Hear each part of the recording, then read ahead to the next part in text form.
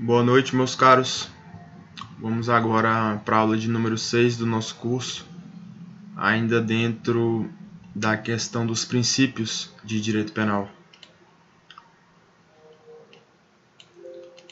Seguindo aqui a ordem do livro do Rogério Greco, vamos abordar agora o princípio da culpabilidade. Bom, primeiramente, nós temos que ter em mente que o princípio da culpabilidade dentro do direito penal, ele tem três sentidos distintos. Ele pode atuar como elemento do conceito analítico de crime, que a gente vai ver ainda. Pode atuar como princípio medidor da pena, ou pode atuar como elemento de vedação da responsabilidade objetiva.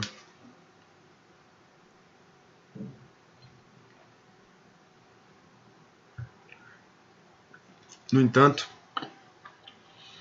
nós podemos trazer uma definição de culpabilidade que se aplica a esses três sentidos, em que a culpabilidade é compreendida no direito penal e é utilizada como critério balizador. O sentido seria o juízo de reprovabilidade que pesa sobre a conduta. Podem anotar esse conceito. Culpabilidade como sinônimo de juízo de reprovabilidade sobre a conduta. Bom, agora vamos fazer uma análise de cada um dos três sentidos que eu apontei inicialmente. Como elemento do conceito analítico de crime, nós vamos ver ainda que o conceito de crime subscrito pela doutrina majoritária é o conceito trifásico, que ele se desdobra em fato típico, ilícito e culpável. Culpável, nesse sentido, quer dizer, a culpabilidade, se desdobraria em três elementos. O primeiro deles é a imputabilidade. A imputabilidade é a capacidade do sujeito receber uma sanção de caráter penal. Por exemplo, são inimputáveis os menores de idade que praticam crime, quer dizer, que praticam uma conduta tipificada como crime, mas não praticam crime, uma vez que são inimputáveis. A inimputabilidade é um elemento da culpabilidade que, por sua vez, é um elemento do crime. Então, os menores de idade, eles não praticam crime, praticam um fato análogo a crime. E tem uma piada que a gente ouve, que é o menor de idade, ele pratica um fato análogo ao crime e ele produz um resultado análogo a um defunto, né? Isso é uma das piadas do nosso ordenamento jurídico, diz que menor não pratica crime. O outro elemento do conceito analítico da culpabilidade como elemento do conceito analítico de crime é a potencial consciência da ilicitude. Nós temos como baliza do direito, princípio geral do direito, que ninguém pode se excusar ao cumprimento da lei sob a alegação de que a desconhece. Quer dizer, ninguém pode alegar o desconhecimento da lei como pretexto para descumpri-la. No entanto, há uma linha tênue aí entre o desconhecimento da lei e o desconhecimento de que determinada conduta seria proibida. Se o sujeito tiver o desconhecimento de que aquela conduta é proibida, está excluída. Depois nós vamos ver se esse conhecimento era excusável, inexcusável. Isso aí tem desdobramentos diversos que nós ainda vamos ver. Mas se o sujeito não tinha a possibilidade de saber que aquele comportamento era ilícito, está excluída a culpabilidade e ele não pode ser apenado. Um exemplo que a gente costuma ver na doutrina é daquele cidadão que, vamos supor que é holandês, e na Holanda é liberado, ao que parece é liberado em termos o consumo de drogas, sobretudo de maconha. E aí ele chega ao Brasil e ele tem consciência, né, que, bom, drogas são proibidas aqui, existe uma lei que proíbe drogas, mas maconha Maconha não é proibida. Maconha no meu país, onde eu estou acostumado, todo mundo fuma maconha. Isso é a coisa mais normal do mundo. Maconha não é proibida.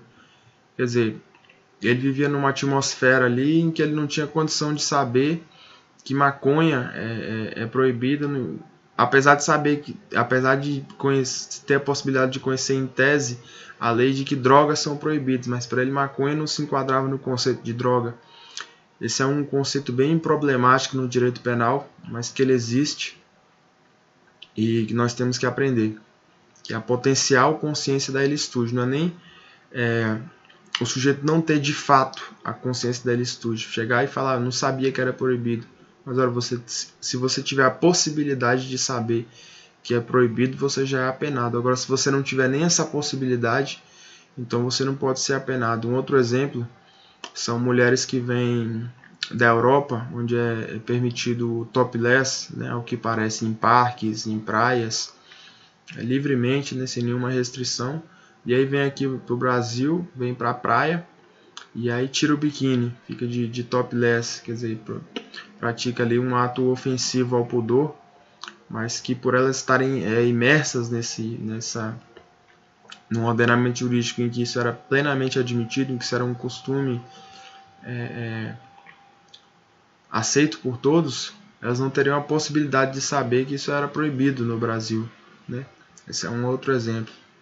Depois nós vamos abordar com mais profundidade essa questão da potencial consciência da ilicitude, que é um conceito bem problemático. O terceiro elemento da culpabilidade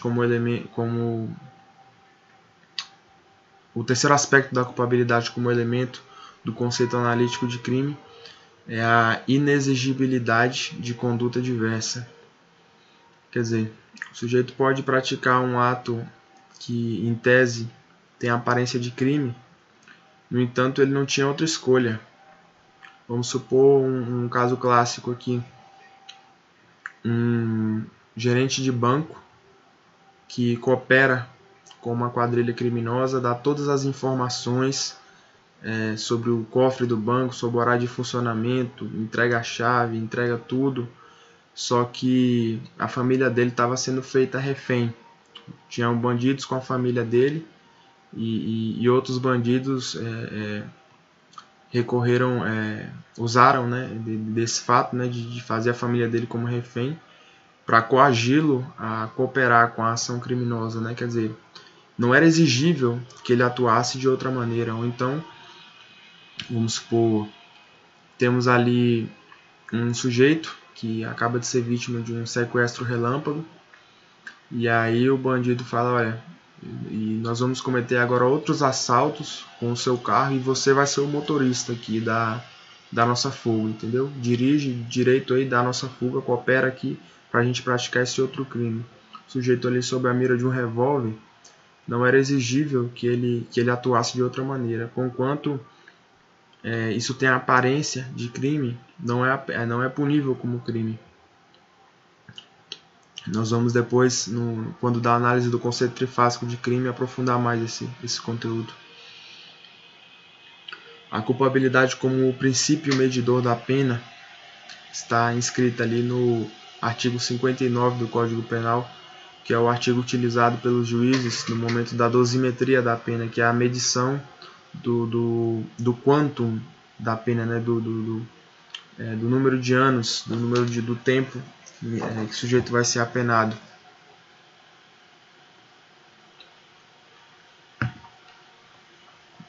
A dosimetria da pena tem 3 fases. Na primeira fase são vistas as circunstâncias judiciais, dentre elas figura a culpabilidade. Na segunda fase são sopesadas as atenuantes e agravantes, e na terceira fase as causas de aumento e diminuição de pena. E após o curso dessas 3 fases, é encontrada a pena definitiva. No caso ali da primeira fase, tem ali a culpabilidade como um elemento dosador da pena. E aqui nós temos que ter muito cuidado para não incorrer num bis in idem. O que seria o bis in idem? Um dos princípios também de direito penal é o princípio da vedação ao bis in idem, ou non bis in idem, que preconiza que o sujeito não pode ser punido duas vezes, quer dizer, pelo mesmo fato.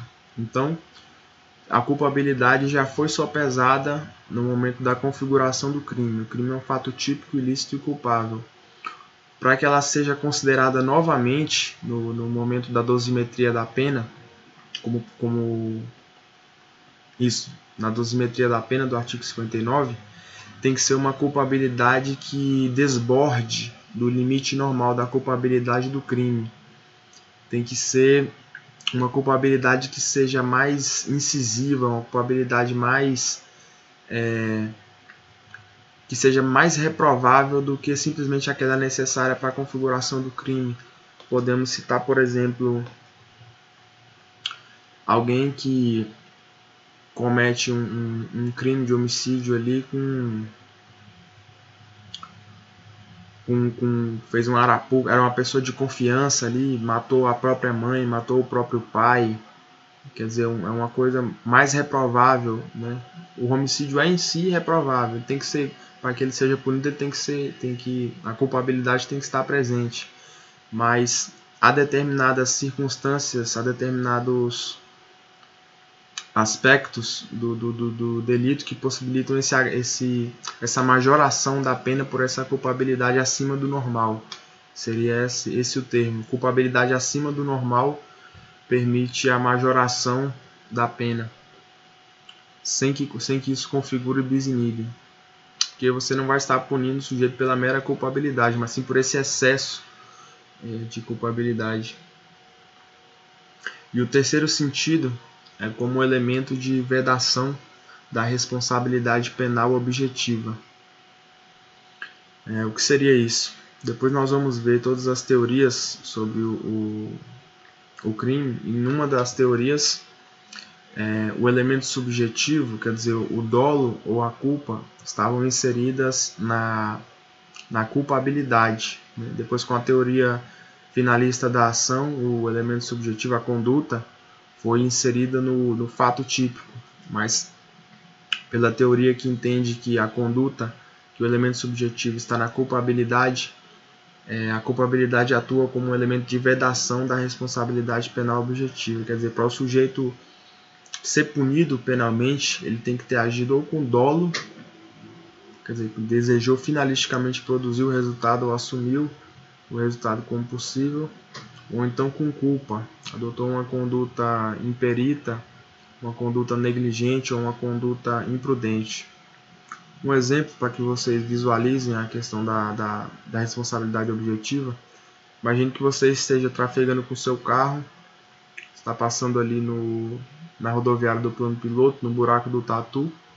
Você está dentro do limite de velocidade, está dirigindo com prudência, seu carro está absolutamente regular, cinto de segurança, tudo mais. Simplesmente pula um mendigo de cima da marquise, bate no seu carro e o impacto do seu carro em movimento mata ele. Você não teve conduta, não existiu conduta da sua parte, você não agiu, você não quis produzir o resultado, não assumiu ele como possível, não foi imprudente, não foi imperito, não foi negligente. Simplesmente o seu carro foi um instrumento que aquele sujeito usou para se matar, para se suicidar. Não houve conduta da sua parte, ao menos nessa acepção específica do direito penal. Bom, pessoal, vocês podem ver que as explicações hoje foram um pouco enroladas. Eu estou um pouco, já são 11h30 da noite, estou um pouco cansado aqui, um pouco perdido. Eu peço desculpas se alguma explicação não ficou muito clara. Peço que, como sempre, que vocês me encaminhem as dúvidas, as críticas. E nós vamos encerrar por hoje. Na próxima aula, nós abordaremos o princípio da legalidade, que é central no direito penal. Boa noite a todos.